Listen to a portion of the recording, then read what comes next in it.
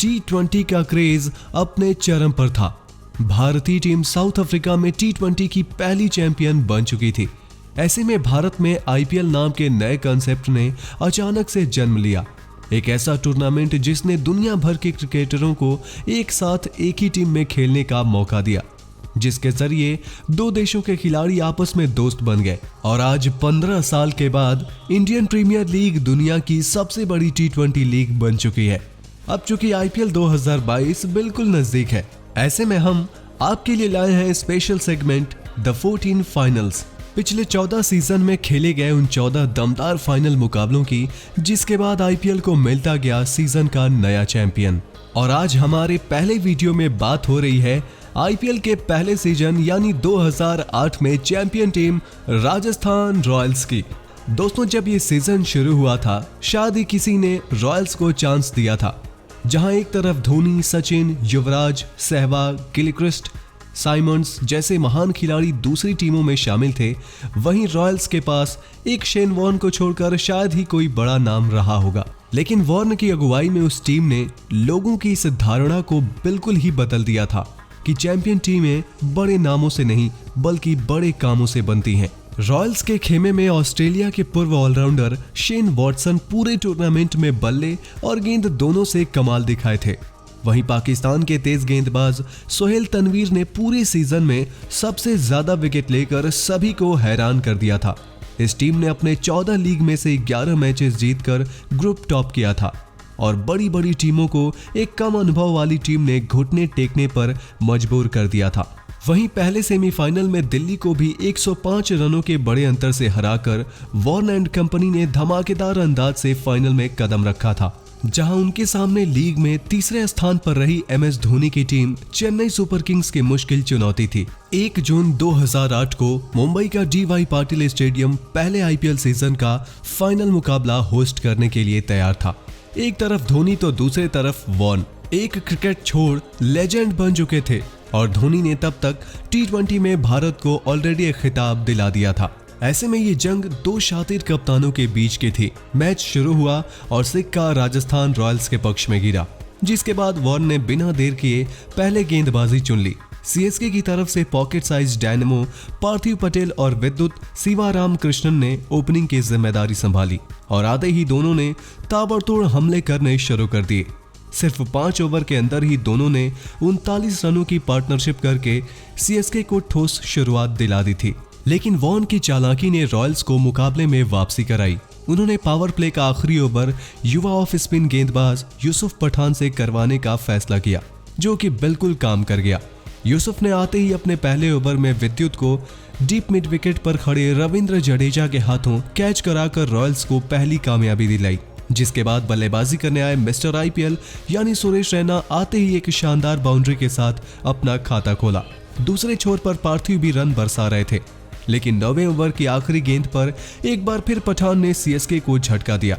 उन्होंने पार्थिव को 38 के नीचे स्कोर पर विकेट कीपर कामरान अकमल के हाथों स्टंप आउट कराकर दूसरा विकेट झटक लिया।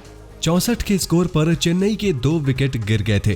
फिर रैना के साथ south African allrounders LB Morkel ने गेंदबाजों को रिमांड पर लेते हुए बाउंड्रीज की झड़ी लगा दी। LB ने पठान के एक ही ओवर में 2 बैक टू बैक छक्के लगाकर रॉयल्स के खेमे को हैरान कर दिया था। लेकिन फिर छक्कों की हैट्रिक पूरी करने के चक्कर में मॉर्केल 16 रनों के निजी स्कोर पर अपना विकेट गंवा बैठे। 95 के स्कोर पर चेन्नई को तीसरा झटका लगा। 13 ओवर तक CSK ने अपना शतक पूरा कर लिया था, जिसके बाद मिस्टर IPL ने चार्ज लेते हुए बाउंड्रीज जड़ने शुरू कर दिए।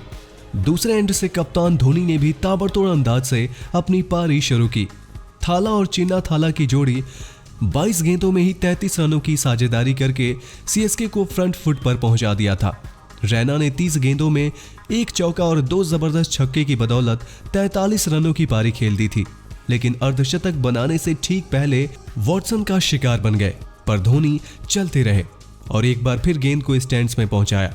माही ने 17 गेंदों में 1 चौके और 2 छक्के की बदौलत 29 रन बनाए और उनकी पारियों की बदौलत चेन्नई ने 20 ओवर के बाद 5 विकेट के नुकसान पर 163 रन का चुनौतीपूर्ण स्कोर खड़ा किया था। यूसुफ पठान गेंद से स्टार रहे।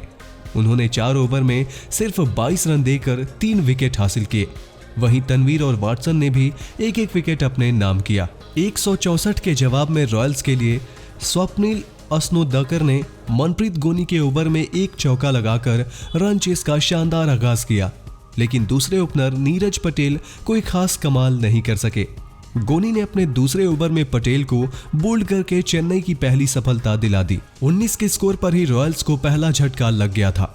वहीं इसके बाद अस्नोदकर, जो कि 4 चौकों की मदद से 28 रन बनाकर सेट हो चुके थे, उन्हें पावर प्ले के ठीक बाद मॉर्केल ने रैना के हाथों कैच कराकर बाहर का रास्ता दिखा दिया। वहीं उसी ओवर में विकेटकीपर बल्लेबाज कामरान अकमल को भी दुर्भाग्यपूर्ण तरीके से रन आउट होकर पवेलियन का रास्ता नापना पड़ा और फिर 7 ओवर के अंदर ही सिर्फ 42 रन के भीतर रॉयल्स का टॉप ऑर्डर बिखर गया था। लेकिन यहां से राजस्थान के 2 ऑलराउंडर्स ने रॉयल अंदाज में बल्लेबाजी कर डाली। वाटसन और यूसुफ ने ताबड़तोड़ बल्लेबाजी करके पूरे मैच का पासा ही पलट के रख दिया। दोनों ने सिर्फ 7 ओवर में ही 65 रन जड़ दिए और इस दौरान स्टेडियम के चारों तरफ दोनों के बल्ले से चौके छक्कों की बरसात देखने को मिली। वाटसन ने 19 गेंदों में 3 चौके की बदौलत 28 रन लगाए। वहीं यूसुफ ने भी शानदार अर्धशतक ठोककर रॉयल्स को कमांडिंग पोजीशन में पहुंचा दिया था। लेकिन सीएसके इतनी आसानी से हथियार डालने वाली टीमों में से नहीं थी। पहले मुरलीधरन ने वाटसन को चलता किया, फिर मोहम्मद कैफ को भी अपनी फिरकी के जाल में फंसाकर बाहर का रास्ता दिखा दिया। वहीं दूसरे एंड से मॉर्केल ने युवा रविंद्र जडेजा को खाता खोले बिना पवेलियन पहुंचाकर रॉयल्स की मुश्किलें बढ़ा दी थी। 17.1 ओवर में रॉयल्स ने 139 रन पर ही 6 विकेट गंवा दिए थे और उसी ओवर में यूसुफ पठान के रन आउट होते ही सीएसके मैच में अचानक से ऊपर दिखाई देने लगी। 143 पर रॉयल्स के 7 खिलाड़ी ड्रेसिंग रूम की शोभा बढ़ा रहे थे। 14 गेंदों में राजस्थान को आईपीएल चैंपियन कहलवाने के लिए 21 रनों की दरकार थी। क्रिच पर रॉयल्स के कप्तान लेट शेनवॉन और पाकिस्तान के सोहेल तनवीर मौजूद थे। 19वां ओवर अनुभवी गेंदबाज मखाया एंटनी लेकर आए। पहले 5 गेंदों में 5 रन बनाए, लेकिन आखिरी गेंद पर वॉर्न ने एक शानदार चौका लगाकर जीत की दहलीज पर खड़ा कर दिया था। आखिरी 6 गेंदों में राजस्थान को जीत के लिए 8 रनों की जरूरत थी। सीएसके के लिए 8 रन डिफेंड करने के लिए लक्ष्मीपति बालाजी पर भरोसा दिखाया गया और पहले 3 गेंद में सिर्फ 3 रन बने। मैच काफी रोमांचक मोड़ पर पहुंच चुका था। अंतिम 3 गेंदों पर रॉयल्स को 5 रन बनाने थे। दबाव दोनों टीमों पर बराबर का था। बालाजी ने अब राउंड द विकेट बॉलिंग करने का फैसला कर लिया था, लेकिन चौथी गेंद पर विकेटकीपर पार्थिव पटेल बल्लेबाजी की वाइड गेंद को ठीक से कलेक्ट करने में नाकाम रहे और इसका फायदा स्ट्राइक पर खड़े तनवीर ने 1 रन भागकर उठा लिया। अब 3 गेंदों पर सिर्फ 4 रन रह गए थे, जिसके बाद अगली गेंद पर वॉर्न ने एक सिंगल लिया। जीत के लिए 2 रन बाकी थे और एक टाइटल फिनिश होनी तय थी। बालाजी की 5वीं गेंद फुल टॉस पड़ गई, जिस पर तनवीर ने 2 रन लेकर मुकाबला ड्रॉ करा लिया था और ये सुनिश्चित कर दिया था कि रॉयल्स मुकाबला हारने वाला नहीं है। इससे बड़ी बात आईपीएल के लिए और क्या हो सकती है। शुरुआती सीजन में ही फाइनल मैच आखिरी ओवर की आखिरी गेंद पर डिसाइड होने जा रहा था। अब बालाजी की उस आखिरी गेंद, जो कि थोड़े शॉर्ट ऑफ लेंथ थी, उस पर तनवीर ने बल्ला घुमाया और रॉयल्स ने इसी के साथ इतिहास रच दिया। आखिरी ओवर की आखिरी गेंद पर राजस्थान रॉयल्स ने बड़े ही क्लोज एनकाउंटर में चेन्नई सुपर किंग्स को 3 विकेट से मात देकर आईपीएल की चमचमाती हुई ट्रॉफी पर पहली बार कब्जा जमाया और इतिहास की पहली आईपीएल विजेता कहलाने का गौरव भी वॉर्न की उस रॉयल्स टीम ने हासिल कर लिया था।